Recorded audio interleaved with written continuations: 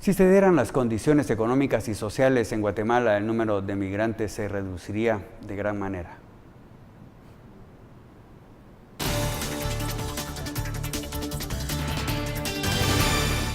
Cruzar la frontera de México con los Estados Unidos de manera clandestina no es nada fácil, debido a que hay que recorrer durante 4 o 5 días lugares sumamente rústicos y peligrosos, en medio de un clima extremo.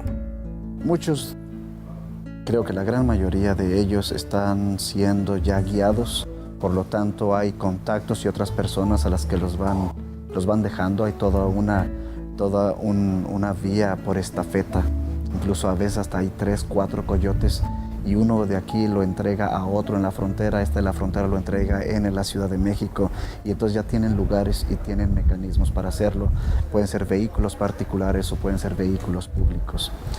Pero hay otros con menos posibilidades y que no es tanto ese tipo de migración organizada por los padres desde los Estados Unidos para llevarlos, que se arriesgan y emprenden el camino en el tren.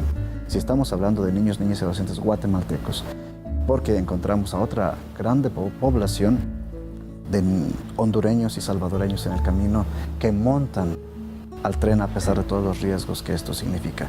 Pero sí hay guatemaltecos y guatemaltecas menores de edad haciendo uso todavía del tren.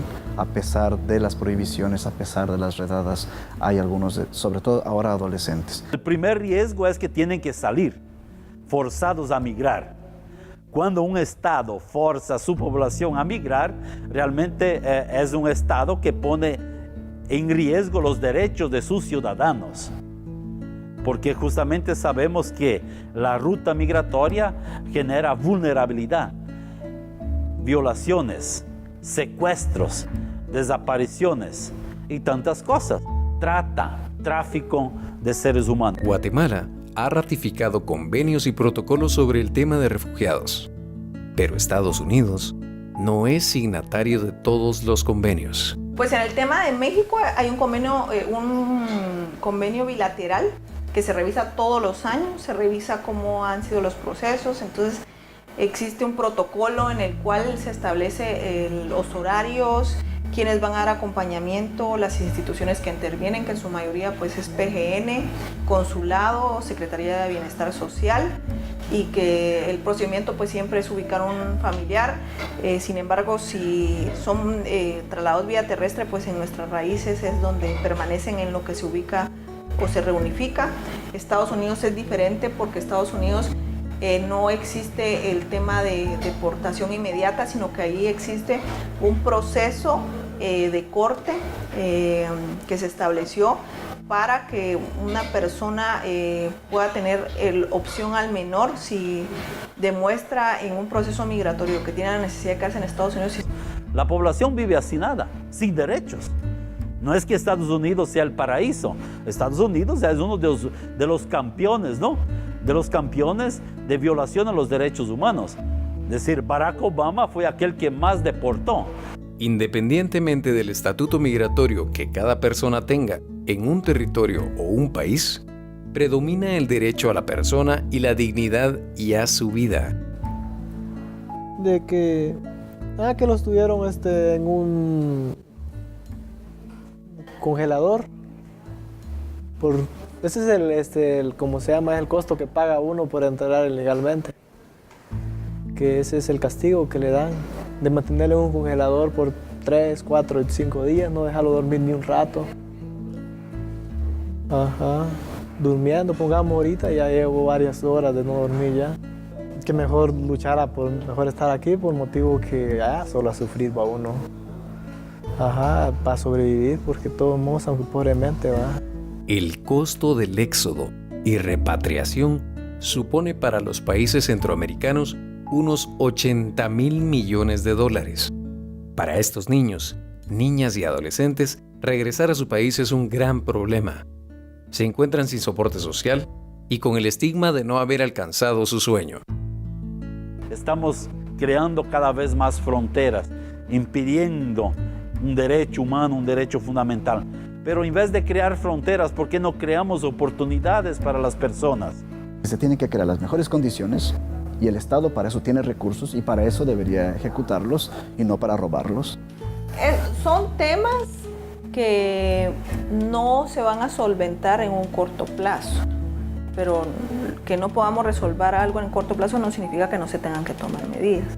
Si no se encuentra una solución rápida a este problema, el número de niñas, niños y adolescentes migrantes podría superar los 60,000 a finales de año, según cálculos de algunas organizaciones en pro de los derechos humanos. Algo que podría causar una verdadera crisis humanitaria.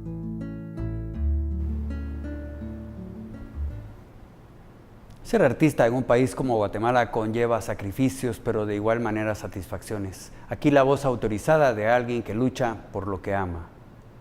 Pues creo realmente que el arte espera un apoyo incondicional de parte del gobierno de Guatemala. Creo que estamos en un momento importantísimo, ya que nuestro presidente realmente también es un artista y conoce de las dificultades y necesidades que tiene el arte guatemalteco. Creo también que las escuelas de arte necesitan demasiado apoyo, que las instituciones del Ministerio de Cultura y Deportes también lo necesitan, que necesitamos contar con un presupuesto que nos ayude realmente a expandir nuestras fronteras y que nuestros bailarines sean vistos también fuera de Guatemala, en el interior del país también. Creo que es un momento importante en el cual hay que tomar cartas en el asunto para que podamos seguir avanzando culturalmente en Guatemala, pero principalmente con todas estas instituciones del ministerio y las escuelas que están formando artistas y que las compañías profesionales del ministerio necesitan recibir de alta calidad y realmente pues porque la demanda en el futuro va a ser bastante rigurosa hacia las compañías de las instituciones artísticas. La propuesta del presidente Jimmy Morales de incrementar los impuestos provocó que los guatemaltecos se reunieron de nuevo en la Plaza Central para manifestar su inconformidad. Con carteles, pitos y banderas de Guatemala, un considerable grupo de personas se reunió en el Parque Central para retomar las manifestaciones ciudadanas. La principal petición fue no incrementar los impuestos, luego que el presidente Jimmy Morales propusiera una reforma tributaria. Los guatemaltecos aseguraron que el incremento de los impuestos afectaría a la clase trabajadora y que la solución está en eliminar los gastos innecesarios. A la gente no le alcanza ya. Si se aumenta el precio de combustible, como siempre sucede, ya solo con el hecho de que digan que lo van a aumentar, ya aumentaron los precios de los vegetales, de las frutas, de la carne, etcétera, etcétera. Y esos precios suben, pero ya no bajan. Porque eso va a pegar en la canasta básica. Ya la gasolina está subiendo, todo sube. Lamentablemente así es. Sube la gasolina, sube el gas, sube todo, se incrementa la gasolina, todo. La propuesta de reforma tributaria se encuentra en el Congreso, aunque aún no ha llegado a la Comisión de Finanzas, en donde se deberá dictaminar. Sin embargo, los guatemaltecos aseguraron que volverán a las calles para evitar que se apruebe un incremento a los impuestos. Existen programas malintencionados utilizados por cibercriminales para extorsionar a los internautas. Esta es una videografía sobre el funcionamiento de un secuestro informático.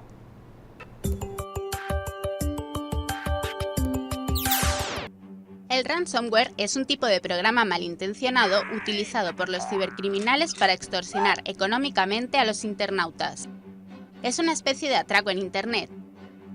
El ransomware bloquea el acceso a los datos de la computadora de la víctima y encripta los archivos del disco duro y de los discos externos y USB que están conectados al equipo en el momento del ataque. Los piratas establecen un procedimiento de pago de rescate, explicando cómo conseguir el código de descifrado, sin el cual los archivos no se podrán leer.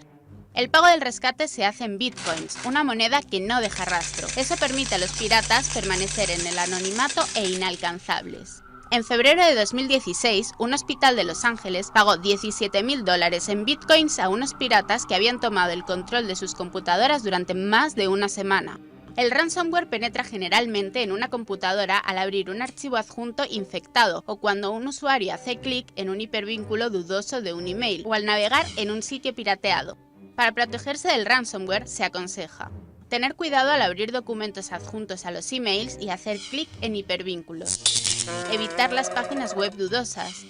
No dar nunca informaciones personales y financieras a un sitio cuya seguridad sea dudosa o a una persona desconocida sin verificar su identidad. Emplear un cortafuegos y actualizar el antivirus. Elegir contraseñas largas y difíciles de adivinar. Y hacer copias de seguridad en dispositivos externos. Ante la utilización de nuevas tecnologías para navegar en el ciberespacio y sus riesgos, se realizó un simposio nacional de ciberdelitos, cibercrimen e informática forense. Los avances científicos son fundamentales para el desarrollo humano, pero en manos de criminales también son igualmente funestos. En el caso de Guatemala, los usuarios de tecnologías, principalmente de comunicación, no están preparados. Por tal motivo son presa de ciberdelincuentes que los someten a estafas, amenazas y al bochorno público, y que en los casos más lesivos pueden causarles la muerte. El más común es la ciberdifamación. Esta consiste directamente en que el joven habla mal de una persona en las redes sociales. El segundo es la utilización de drogas electrónicas. Los jóvenes están bajando archivos en formatos MP3 que al escucharlo le dan la misma sensación del consumo de marihuana, cocaína. Otro de los problemas que tenemos son los robos de identidades. Aquella famosa palabra que dicen me hackearon el Facebook, me hackearon el Hotmail. Y por último, que también se puede considerar de uno de los principales que están afectando al país a nivel de jóvenes, la clonación y falsificación de tarjetas de crédito y débito. Las inolvidables están ya listas para que ustedes las disfruten. Ya volvemos.